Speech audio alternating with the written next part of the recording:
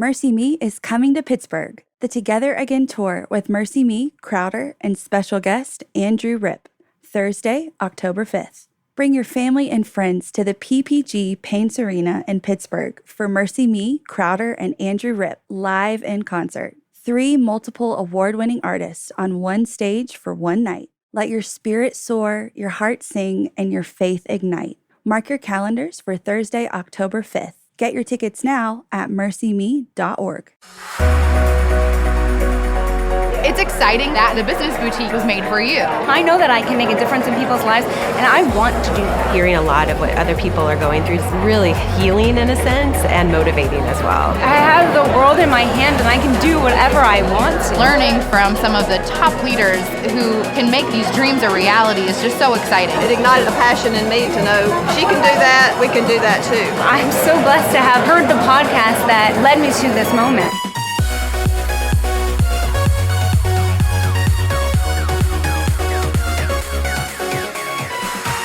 Hey, welcome to the Business Boutique Podcast.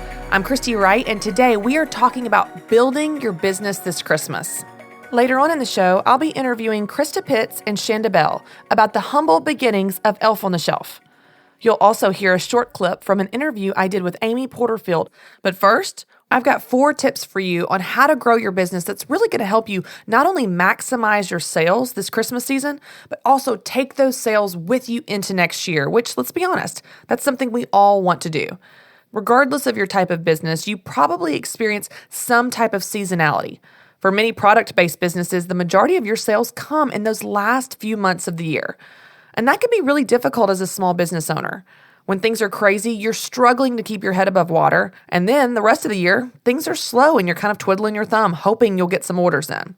That's why I want to talk through 4 things that you can do to not only boost your sales in the next few months, but also carry those sales throughout all of next year as well. So let's dive into 4 things that you can do to build your business this Christmas. The first thing that I want you to do is I want you to incentivize advance orders.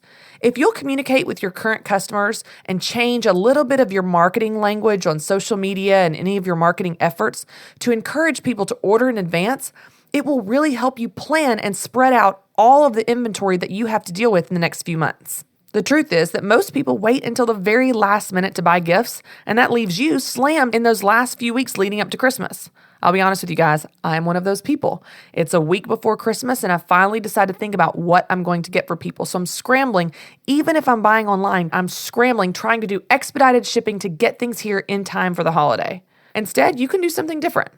Help your customers make up their minds in advance, and you can actually encourage them to commit to ordering early by incentivizing those advanced orders. For example, maybe each week leading up to Christmas, you offer a different incentive. Like, for example, you could say 20% off all orders received by Thanksgiving. Or you could offer free shipping on any order that you receive before December 1st. If you'll structure some of the incentives that you have in a way that makes sense for your business, you're going to not only encourage people to buy early, but you're going to make things so much easier on yourself to plan for and fulfill those orders that come in. So the first thing I want you to do to help boost your sales this Christmas is to simply communicate with your customers and incentivize them ordering early. Okay, so after you've incentivized advanced orders, I also want you to incentivize referrals. This is your second tip to grow your business this Christmas. You're not only going to incentivize people ordering early for you to plan with your inventory, but you also want to incentivize customers to market your business for you. Think about it this way. Word of mouth marketing is one of the most powerful ways that you can market your business, and it's free. Your customers naturally want to talk. And if you have a client base that has women in it, we women love to talk. We're going to be talking about what we're buying and what we're using and what we're doing anyway, so you can just encourage them to do that for you by incentivizing it. For example, maybe you offer a discount for your current customers if they refer a friend. Or you could encourage your current customers to post a picture of their purchase with you to social media for the chance to win a prize pack.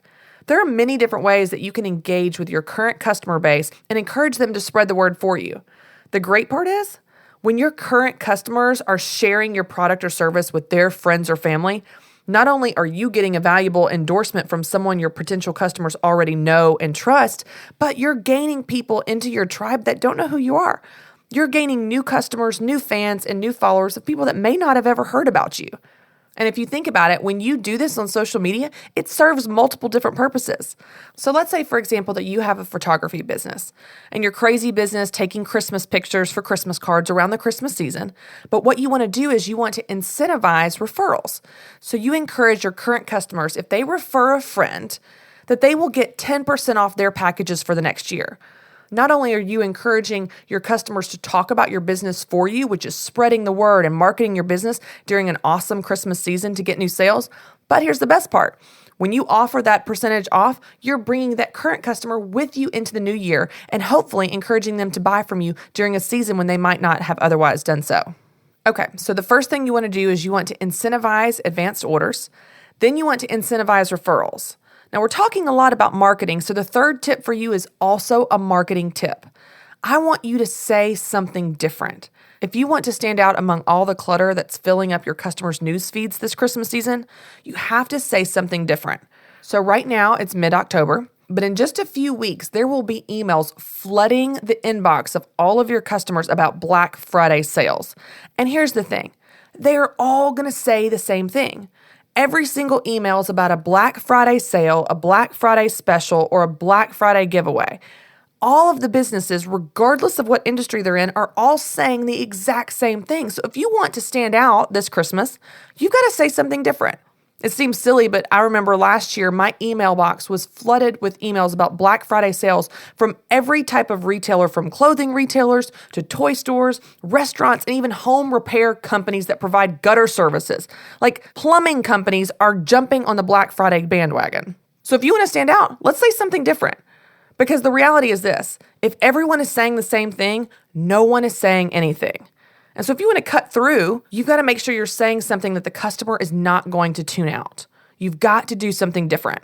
The reality is when everyone's saying the same thing, no one is saying anything. So if you want to cut through all the clutter, you've got to say something different to make sure the customer doesn't tune you out. So here's an example. Last year, my company, Ramsey Solutions, decided to offer a giveaway of $100,000.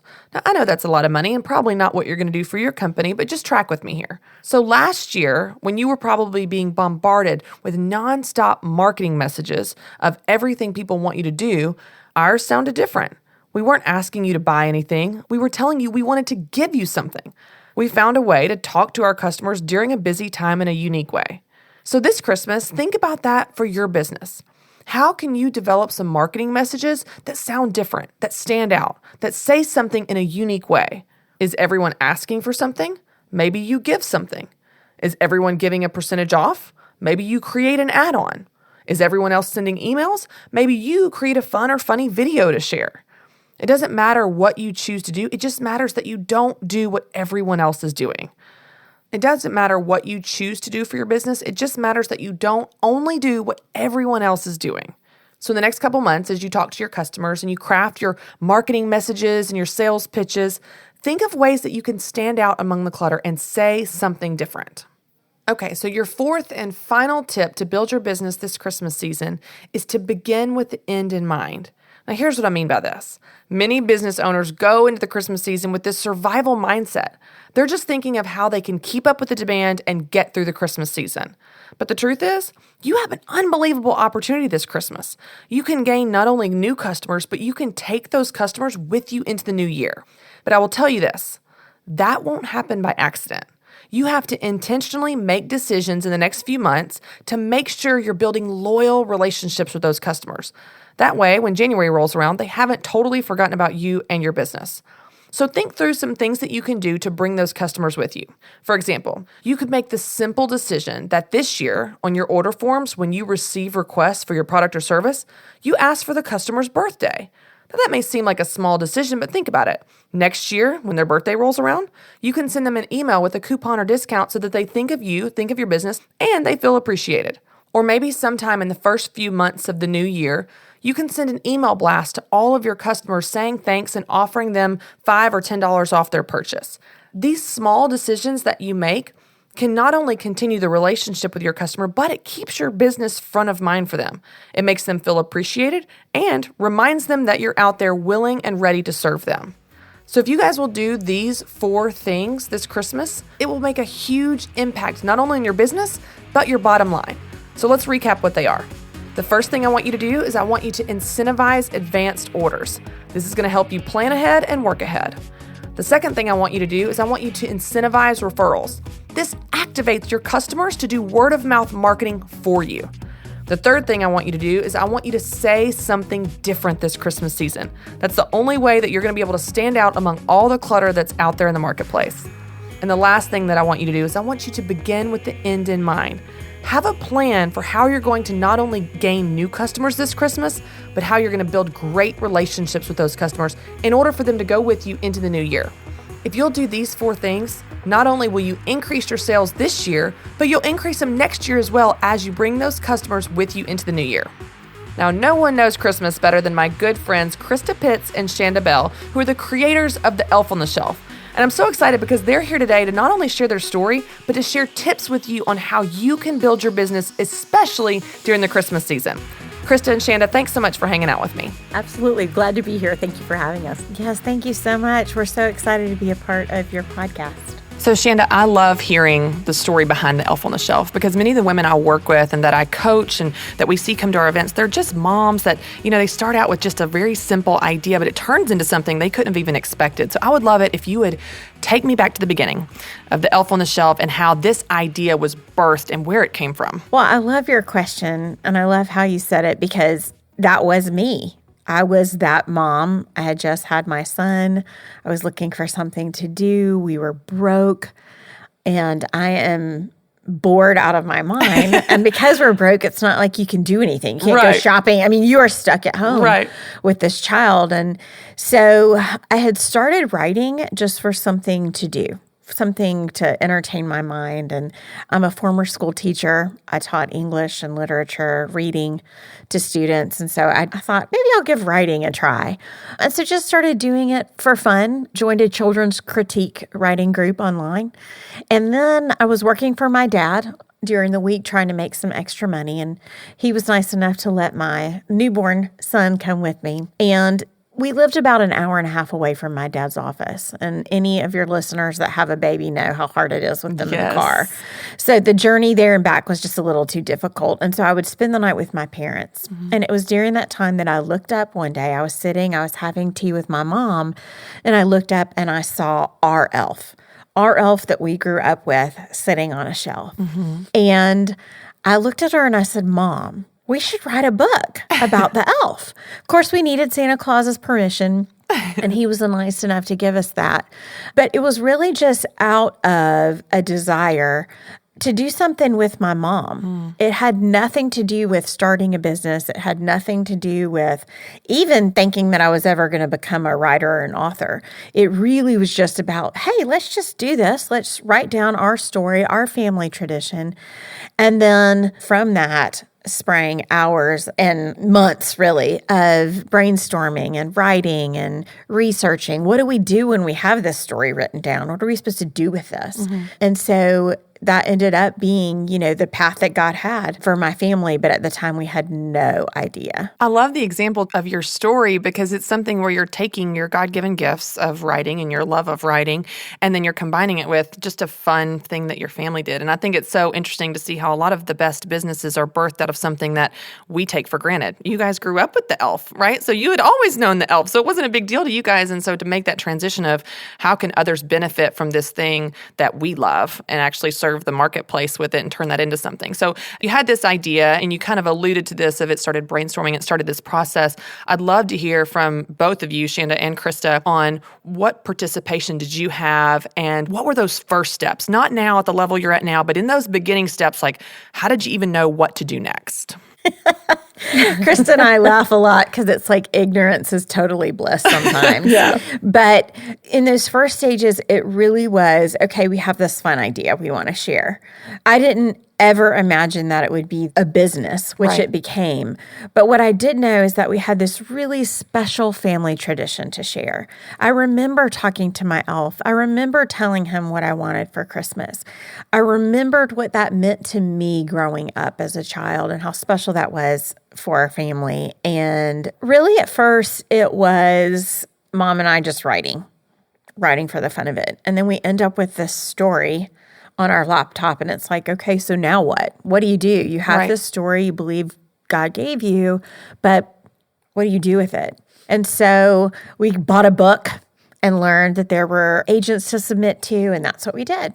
So we wrote a proposal as the book told us to, and we sent it out to 10 agents. And we got a call in about a day and a half. And that agent, who's still a friend of ours today, took it out to all the major publishers, and nobody wanted it. Wow. And so then it's like, okay, now what? Right. You have a story. You've done what you think is the traditional avenue. You have no background in manufacturing. You have no background really as an author or a publisher or any of those things. And you have no money. Right. What next? But we believed in this tradition and we believed in what we had. And so a mutual friend introduced us to the illustrator. And she's just this wonderful, dear woman who's a grandmother and got this. She got it. And she was willing to work for almost free at the promise that we were going to do something really special. And then it's one of those moments, it's like, okay, we either had a good idea and it's all it ever is or was, or we're going to have to do something with this. And thankfully, with the advent of the internet, which was relatively new at the time, you can find out what you want to know. And so I did a lot of research about printing and printing books and all the things we were going to need to know for just next steps. And then it was baby steps. It was putting one foot in front of the other. So when I do hear people talk about, what was your business plan? Right. There was no business plan. Right. This was really like, okay, well, the logical next step is we need a book and a box and illustrations. Okay, what do we have to do that? Right. Oh, we're going to need an ISBN number for this to scan. Who are we going to sell it to? We don't know, but we'll just make one and see what happens. And so it was just one tiny step in front of the other. At the time, my role was really anything and everything that the role required, from product development, even learning production of a product, and website design. I mean, you name it, in addition to being an author. And so it's one of those things that you just take your time and you learn. All of those things ended up falling to Mom and I to just learn how to do it. But it's one foot in front of the other. I love that example because that's one of the things we talk about at our events. And many of the women that I work with have a very similar experience that both of you did, where they kind of slide into business versus deciding to have a business. And so in those early stages, you're wearing so many hats and you're making it up as you go and you're figuring it out the hard way because there's no real handbook and you didn't really plan on that, like you said. Now, Krista, tell me about what this was like from your perspective in those early stages and what those first steps were for you in terms of getting involved in realizing this is a business. Well, I think both Mom and Shanda would say that they knew from the start that I was far more on the business side of it than they were at the time. And I had come from QVC, which was my background, and I had been around so many entrepreneurs and corporate types and leaders. But the best part was I was able to listen to them. What worked for you, what didn't. And over the years I was there, you can learn a lot regarding business practices and what makes sense in marketing and how you can share a message. But more than anything, I really cultivated my sales skills there. So when I decided to leave QVC and went to join Mom and Shanda, this was a baby of a venture. I had sold my home and put some of the proceeds back in. And when Shanda said there was no money, there was no money. So even the first way to fund this, and again, speaking to women who want to do something in the baby steps part of what Shanda said, it's about the money, but you have to be willing to take some risk. Sure. But to go to every source you can think of. So here we are with this incredibly fledgling book box set with one of Santa's scout elves inside of it. And the first thing we did was have a book signing. The space was donated. Friends made appetizers and cupcakes and brought it. We invited every single person that we had known in our cumulative lifetimes between Mom and Shanda and myself. And we laughed that even if you sat next to us in the second grade, you got an invitation to our book signing. But we had around 250 to 300 people show up. That's good by any measure of book signings. Great friends, family members. Ultimately, we had a book signing and we sold 500. Wow. And that was our very first introduction to the market. But what's funny is these are your friends and family coming to your book signing. Sure. They're nearly obligated to do something. Right. So then the next step was, how do we get it out into the marketplace? How can people find out about it? And so from a business standpoint, we looked at it and decided to move more into the trade shows, holiday shows. Okay. We're going into Christmas, and no one has more seasonal business than you guys. So I would love it if you would just give some encouragement, maybe some practical takeaways and tips for some of our listeners that have a seasonal business. Many of the women I work with are in some type of retail business, which obviously has that seasonality of the Christmas season. They have Etsy shops. Many of them have handmade items. And so give us some words of how to survive that Christmas season and also spread out those sales throughout the year to carry them with you into the next year. It depends, obviously, on what it is you're selling. You're right. We are so incredibly busy at that time of year. I would say there are a few things you want to remember. The first is always to stay calm, because problems are going to come up. Something's not going to ship on time, and somebody's going to be upset with you, and there's all sorts of things that are happening. But if you can just remember that this too shall pass and stay calm, you're going to be one step ahead. The second thing is you want to offer excellent customer service. Sometimes people just want to hear you listen and say, I am so sorry. What can I do to help you make this better? That's a key component, especially if you're looking at online businesses where there are so many things that aren't as personal anymore. Mm-hmm. If someone feels that you've heard them and that you're trying to address whatever it is that's bothersome to them, that's helpful. And then lastly, do what you say you're going to do. Deliver the quality of product that you put out there. Make sure your photos look fantastic. If you have a retail store, don't try to throw everything in there. And discount isn't always the best way to go. Oh, yes. Preach it. Not. Yes, it's not. Being the cheapest is not the best strategy. I love that. It absolutely is not. And if anything, this is something else I've learned over time, and it's something we've incorporated into our business. But if you discount something, you have set the trend that it always should be. And maybe it's true. Maybe it is a commodity item and it should rest at a certain price. But if you are offering something special, you need to know that that has value in the marketplace, and you need to be comfortable with that. It doesn't mean that you're trying to gouge people, but you certainly can find other ways to provide value. So let's say you have a retail store, right? Everyone loves a little something for free. If you buy your skincare cream, you love the little sample that comes with it. Or if you buy your makeup, they give you a little something extra. Throw in a coloring book for their kids if that's something that you have going on. Do some sheets or something interesting that make it fun, but don't give away the products that you've worked so hard to bring in. You probably paid Keystone for. You had to pay the shipping and handling. So make sure you're offering extra values. I'll tell you this, women love to walk around with a bottle of water. Offer that when they walk in, yes. Or do you want a soda? There are little things you can do that can create an experience for people when they walk into your store or buy your items. Without discounting it, without discounting your actual product. They just love that. going there. Right. I love that. I love the whole idea of the experience, because you really are creating a relationship with your customer through every interaction you have. And when we're talking about boutique businesses, when we're talking about these small little, mompreneurs or Etsy shops, that's your advantage. Mm-hmm. It's not a weakness. It's actually your advantage to build that relationship with the customer where they want to go back to you because of the relationship that you created, of the experience you created, of that moment that you created. So for many of these women, leveraging their product and their business during the Christmas season is a huge opportunity for them. So I'd love to hear from you guys from those early stages with the book signing, which was a really creative way, by the way, to get your idea out there. What are some of the things that you all have done that these women can maybe try to implement as well to market during this busy season and make the most of your sales? Well, early on, we really tried to understand that no one knew what this was.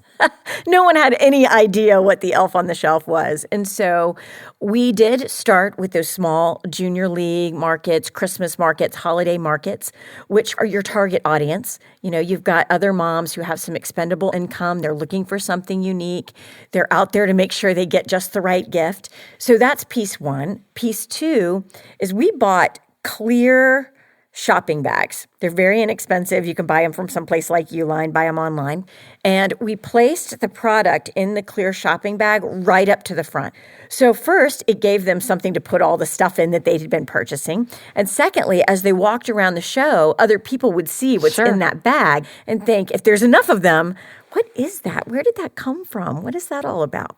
We did balloons. Kids love balloons. Yes. Moms are walking around with strollers. So we put our name on balloons and blew up helium balloons.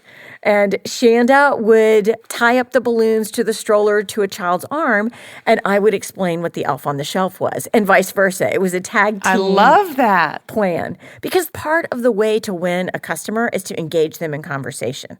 They don't want to feel like you're trying to stop them when they're on their way to do something. So this is an opportunity for you to sit and talk to them where they're at with their children, and also talk to them about what it is that you have, that you're offering, what makes it special, what's different. We also did the Blinky bracelet. Shanda, do you remember that? Yes, I do.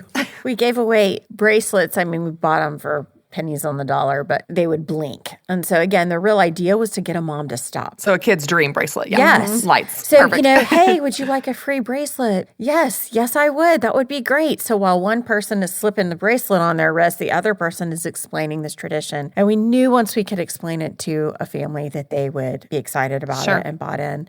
I'm going to add to Krista's tactics, though, because in a world of social media, it doesn't always have to be the hard sell. You could just be sharing. So, we're about family tradition and family moments. We might put a blog or a story just about a fun family tradition or a neat recipe to do together. It doesn't always have to be, buy this, get this, here's my story. It doesn't have to be the hard sell. You can just engage with consumers where they are and help share content that way. That's a really great way to be relevant at the Christmas season, sharing the things that make Christmas special. Right? Stories. You had a neat experience at your church service. You sang a Christmas carol and it reminded you of some fabulous something that you had done as a child. And getting to Krista's point, people buy from people they like. So getting them to like you. But it's not because, here, pay attention to me. It's because it's who you are and you're being sincere to yourself.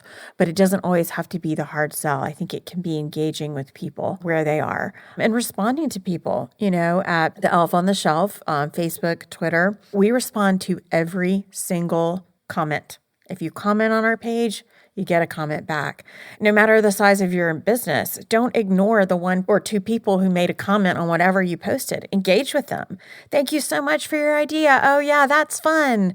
Hey, have you checked this out? Engage with them. It's an easy way, and I think it can help you be relevant, specifically at Christmas time. Those are both such great examples, too, of adding value in very inexpensive or free ways. So the balloons or the bracelets, those are very inexpensive ways to engage a customer, or adding value through blogs or tips at Christmas and family traditions and all of those things. And it really does create that relationship, which earns the right to be heard. It earns the right to have the conversation for the sale to happen. So it doesn't have to be, like you said, a hard sell. It really can be as simple as giving their child a balloon and then, oh, thank you, my child loves this balloon. What are you guys doing? And it starts that dialogue, which leads to the sale afterwards. So that's such a great tip. Yeah, you never want to discount, and we're huge believers in this. And thankfully, it's gotten us where we are, but it's word of mouth. That's part of our growth, was simply one mom telling another mom about the Elf on the Shelf, and not just the experience they were having in their home, but at these early days, I met these people at a market. I met these people at a book signing,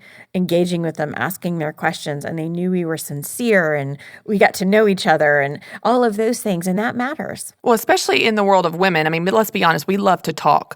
So if I can share something that's a really cool idea that I found, then I become the hero in my friend group because I shared it with them. So you're equipping this whole market to be advocates for you, and they're the hero in their friend group because they're sharing this awesome new Christmas tradition. It's perfect. So I'm curious, of the two of you, and I guess your mom as well, who is the detail person, if there is one? I think it depends on maybe what it is, but Krista is extremely detail-oriented. Okay. She likes all of the details of everything before she all the makes information, a decision, the facts. all of the information, and I'm very big picture. Well, the reason I asked that is because I think what's so cool about y'all's story is you have your different strengths, even within the family, to contribute to your success, where many of these women, one of the things I encourage them is figure out what your strengths are and do a lot of that, and then backfill for your weaknesses, automate your weaknesses, delegate your weaknesses, because oftentimes we just try to do things we're not good at, and it leads to a lot of those mistakes and that kind of thing. I think that's great advice, because honestly, Chris and I kind of laugh that we share a brain and together we make a whole person.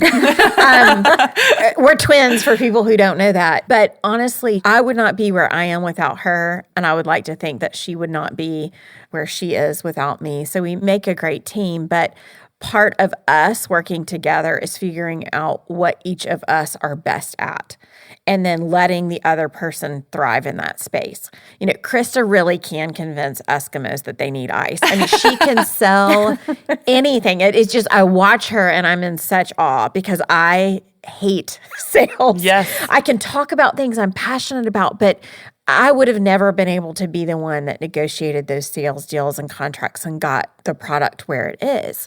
On the other hand, she allows me to operate in my creative space, writing books, product development, and I love it and I thrive. And so I think that's great advice. You know, find what it is that you are good at, what you are passionate about. And to your point, be as good as you can be in that space. Because both of us would say we've done things that are not our skill set just because you had to take the business to the next step. But I think everyone is better off when both of us are operating in our best spaces. Well, I think in regards to sales, I love that you brought that up because that is a hot topic for these women in their business because many of them, Shanda, are just like you. They're intimidated by sales. They don't like the idea of sales. You know, all of us probably have been burned by a pushy salesperson at one time or another. And we're like, oh, well, if that's sales, then I don't want to be anything like that. And when I asked them how they feel about sales, they would say things like, I don't want to be pushy. I don't want to be aggressive. I don't want to be like that. But fast forward 20 minutes and I would ask them, well, tell me your story. And they're just like you, Shanda. They would pour over telling their story. They're happy to talk about what they're passionate about. And I remind them that is sales because as soon as they told me their story, I'm like, I want to buy that from you. Where can I go? Where's your website? Where can I buy that? So Krista, I would love to hear from you since that's one of your strengths. Speak to some of these women that are maybe like Shanda or like any of us that maybe just struggle with the idea of sales of what did you learn at QVC and what have you implemented with Elf on the Shelf that's helped leverage that to this next level through sales? Well, my father always said, and he too was the ultimate salesman, that people buy from people they like. Yes. And that is a key truism no matter what it is you're selling, whether it's your business, your brand, your product, yourself, whether you're engaging with people in church or anywhere. Right. People buy whatever it is you're talking about. It's not even an item, just they buy it because they like you, right? That you come across as genuine in the way you're describing it, both you and Shanda,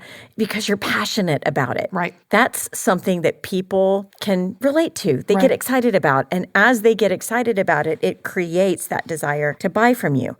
So then it's the second stage. I've heard you, this is interesting. I think it's neat. But what are the details about it, right? How much does it cost? What makes this different from something else I might already have or what might already be in the market? How is it going to make me feel if I own it? You really need to start thinking through the types of things that you like to hear when you are going to buy something. And make sure you're putting that into your conversation. And then the last piece of it, if you are really trying to negotiate, to get in with that buyer, to finally get that one big sale, active listening is the best thing you can teach yourself.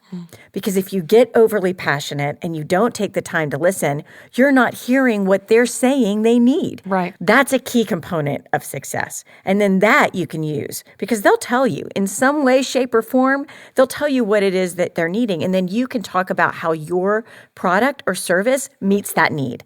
So it's not something to be scary. It's more of a conversation just being yourself. Well, you made such a good point because I'll tell you guys, if I'm totally honest, when I get nervous, I talk more. I don't talk less. I talk more and I talk faster. So I can talk myself out of sales. And many of the women do this because they're nervous and we get all squirmy and uncomfortable. We'll just talk and talk and talk and we're not listening like you're saying. A lot of times, one of the things I coach women on is say your price and shut up.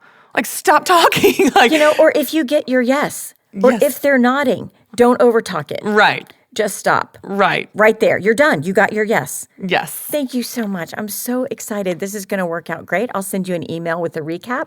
Thank you. And we're done. Yes. That's such a great example. And we get caught up in the idea of sales, but it's really that. It's our idea of sales. It's not what sales actually is. Sales is really just influence. Just like you said, when you're talking to people, you're selling an idea, you're selling influence. Did you get your kids to eat their vegetables? You sold them on the idea of eating their vegetables. Good job. That's a big sale, right? So I think it's so important for us to reframe that. And it's really cool to see how that has contributed to your success in business because you have both of those strengths and both of those perspectives in building the business. So we've talked about the beginning and kind of your story and those initial initial steps, I would love for you to catch me up on how did you all keep up with the unbelievable growth that you experienced? Because this has taken on a whole nother level than you ever expected starting out, like you said, Shanda. So how have you all kept up with that growth and that demand while still being true to yourself and your tradition and what meant so much to you starting out? Well, Shanda and I have a phrase we've used at least once a month for the entire time we've been in this business, but it's fast growth equals fast change. And that means you have to be highly adaptable. What happened 6 months ago, what your company looked like 6 months ago is not the company that it's going to be 6 months from now. And you have to be okay with defining processes, hiring great people. One of the best pieces of advice that we ever received was to hire for where you're going and not for where you are. So bringing in subject matter experts in their various fields, and then to your point, letting them do that. Now, for some people, you might not be big enough. You may need to outsource it, but ultimately, you need to have someone filling your gaps. Figure out what they are and make sure you have somebody who's capable and that you can trust filling those gaps. I think the only thing I would add to that maybe is be ready to work your buns off at whatever Amen. is required. I mean, we've done everything from clean a bathroom to shipping the product ourselves out of the back and then booking your own travel and doing this and that. I mean, it's whatever is required, all while really being true to the mission that you have been called to and defining who your company is, what you're about, and what you're actually doing in your job. But be ready to work your buns off. None of this just drops out of the sky. And for all of the listeners, there's no secret formula. Right. People get in touch with us all the time and they really want us to like give them a secret formula. We were like, if that existed, that's what we would publish. And so that is the magic formula we would be making sure people had in their homes. I love the example that you gave, Krista, where you were talking about hiring for where you're going, not for where you are. Did each of you have a moment where you're going, let's fasten our seatbelts because this is going to be big? When did you see where you're going? Wow, I think that's such a good question. I think in our gut, it was the driver, really. But deep, deep down in our gut, we knew we had this just really special tradition that could mean a lot to families. And that was a driver above all else. Becoming a business, making money. I mean, none of that was even in the equation. It was about sharing this really meaningful, special tradition with other families. But I often say, because people ask, how did you know you were there or whatever, I'm not sure you ever get there. Right. And if you start to think that you are there, you have problems. Yeah. And so while I do at certain times try to take a step back and just am so thankful for these opportunities and for the blessings and for even having the opportunity to do something I'm so passionate about and love so much in this lifetime, I'm not sure I'll ever be in that place where it's like, oh, I finally made it. Right. What do you think, Krista? I would agree. I think there are moments where you sit there and think, wow, I can't believe we've accomplished this so far. Right. There are moments that you sit and you do let that wash over you. Right. But then probably too quickly, you're off to the next thing and you're ready to accomplish the next goal. And if you do sit back and think, okay, we've reached it, then what are you working for anymore? Right. So perhaps there are times in people's worlds where they've reached it. And if that's the case, it's probably time for you to step back and maybe have some fresh eyes, take a look at it. But for us, it truly is a continual race. And I don't know, I guess it's like one of those Iron Man things where you just keep on going. And one day you'll hit the finish line. Guys, I can't tell you how much I have learned not only from this, but especially for our listeners. This is such a good example of not only your story, but how you stayed true to yourself through your level of success. And it's really cool to see the practical takeaways. While there's no perfect plan, they can use these. They can apply these to their business and can really help them grow to the next level. So thank you guys so much for taking some time to hang out with us today. Such a pleasure. Thank you so much. Thank you so much. I don't know about you guys, but I love hearing the behind the scenes of successful businesses and hearing how they got started. What a great example for us to follow.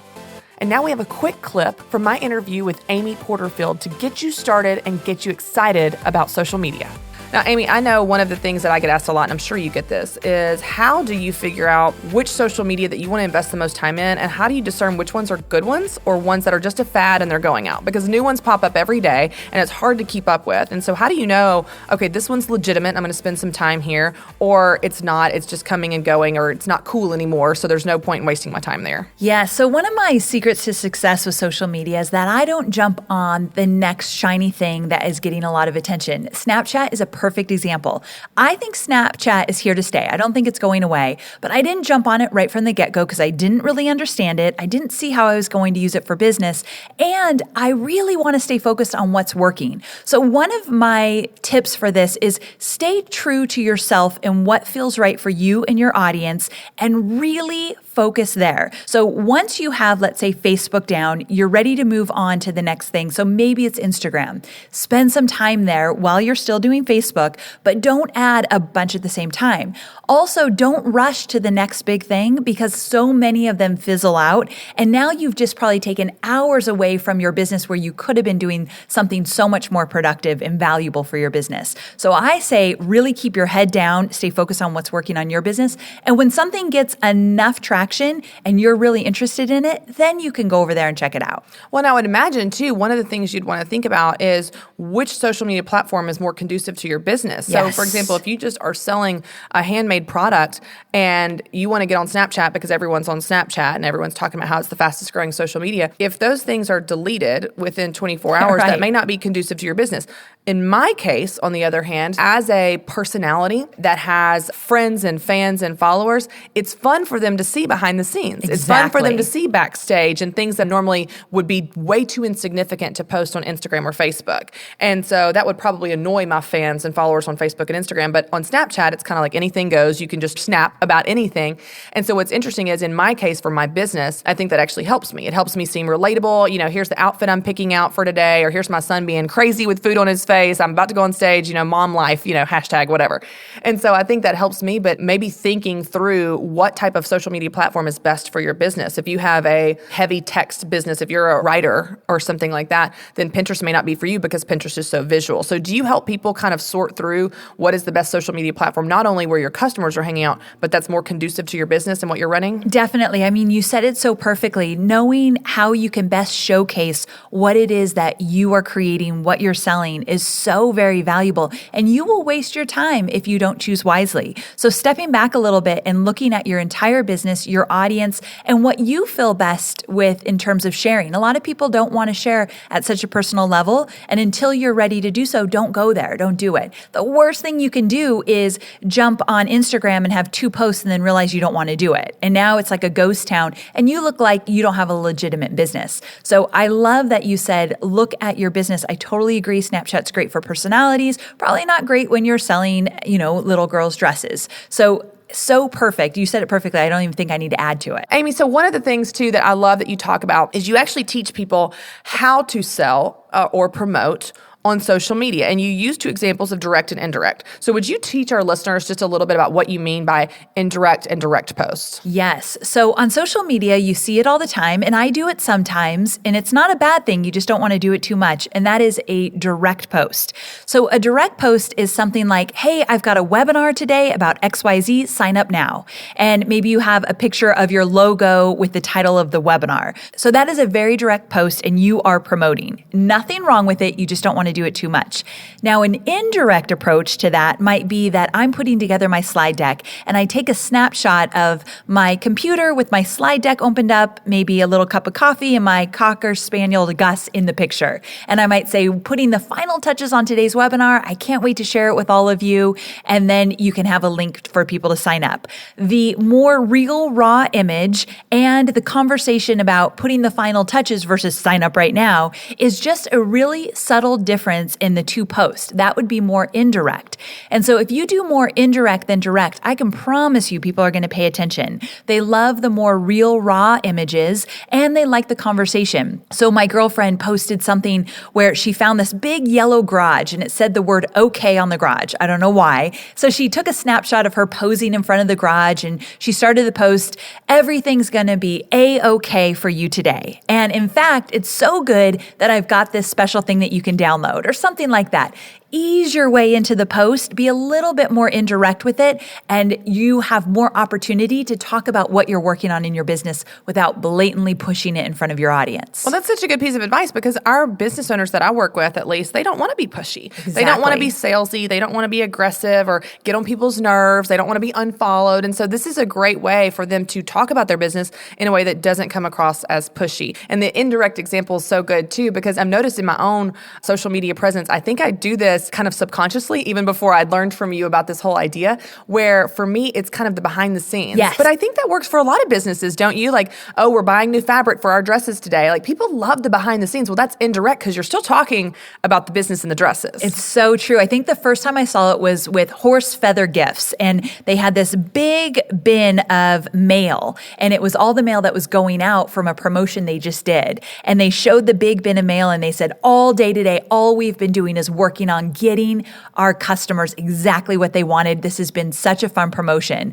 And that's a perfect way to say, we're doing a promotion. So you're exactly right. Well, and one of the things too I've seen is people have this idea that their business is totally separate from them. And I definitely teach them, you need to have separate bank accounts and you need to run it like a business. It's not a part of you. But at the same time, from a branding perspective, more now than ever, I think, Amy, you are your brand and your brand is you. And so if people drive brands, human beings drive brands, then you don't have to be a speaker or author like I am or making an influence like you are with your platform for your personality and for you being a human being to affect your business, because it's amazing that people will buy from those they know, like, and trust, like we know. And so as you build your following as a human being, it affects your business. And so those behind the scenes, those indirect, those kind of things people love. And, you know, in my case, a few months ago when I started the Business Boutique book, I posted a picture of me at Panera it was a little selfie with a thumbs up in my computer saying, I'm starting, chapter 1 of the first of what I hope is many books. And it got a bazillion likes because people got really excited that we're writing a book. But it was me as a person. Christy Wright, I'm nervous, I'm scared, I'm writing my first book, but also Christy Wright, the business of we're writing a book and this is a teaser, it's coming, be aware, et cetera. So it's fun when you can marry those two and then people feel like they're connecting with you as a human being and getting to learn about your business, which is like, what better marketing is there than that? It's so true. I love that you did that. That's a perfect example of indirect. And one thing I've been thinking a lot about lately, I've been in business for myself for many years now, and I just don't think you can separate on social media the personal and the business. Or if you do, you're not going to make the kind of impact that people are hoping to make with you. And I say that because, like you said, so much of what we do is personal, so much of what we do is business. And if you just keep it all business on all your social media channels, you are missing such an important aspect of connection. So I love that you bring those two together. Well, and even a lot of what I speak on is life balance. And so when I post stuff about being a mom or my son keeping me up all night last night, like I just told you before we started recording that he did, it's a part of my brand. It's a part of my story. It's real life. It makes me relatable, but it also is a part of the teaching of, you know what, I'm walking this out with you. And I think the most relatable brands, whether that's a person or a business, or like we're saying, the combination of both, are the ones that can make the biggest impact because people feel like they know you. They feel like you're their friend. And it's much more than just a business transaction. You're really getting to make an impact and build a relationship, which is what you talk about through list building and social media, getting to do that. Wow, I am always amazed by Amy's insight into social media. That's something we can all apply to our businesses. And I want to make sure that you know that she's going to be speaking at the Business Boutique event in Nashville this fall as well. This is a 2-day event, and Amy is speaking not once, but twice. She's speaking once on the main stage on social media and again in a breakout session for those of you that want a deeper dive on how to build your email list. Here's the best part. I have a special offer just for you, the listeners of this podcast. Go to businessboutique.com and use the code BBWright to receive $10 off any ticket to the Business Boutique event. That's BBWRIGHT. Use that code to buy your ticket, and I'll see you in Nashville. All right, guys, a few weeks ago, I gave you homework to subscribe to the podcast and enter to win my $1,000 giveaway to jumpstart your business. I want to stop and take a second to celebrate the winner.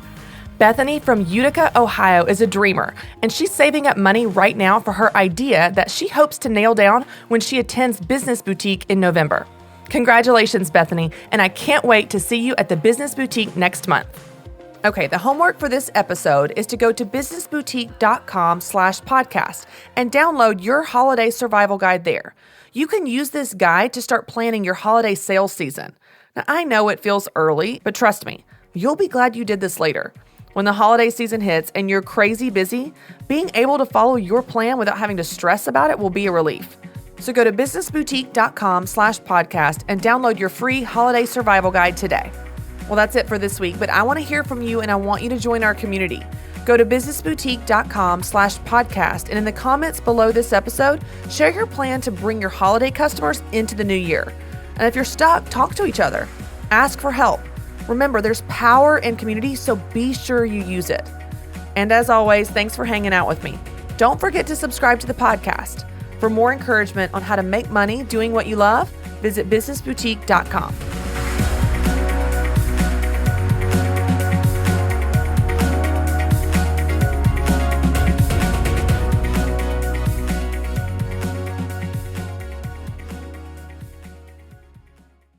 Mercy Me is coming to Pittsburgh, the Together Again tour with Mercy Me, Crowder, and special guest Andrew Rip, Thursday, October 5th. Bring your family and friends to the PPG Paints Arena in Pittsburgh for Mercy Me, Crowder, and Andrew Rip live in concert. 3 multiple award-winning artists on one stage for one night. Let your spirit soar, your heart sing, and your faith ignite. Mark your calendars for Thursday, October 5th. Get your tickets now at mercyme.org.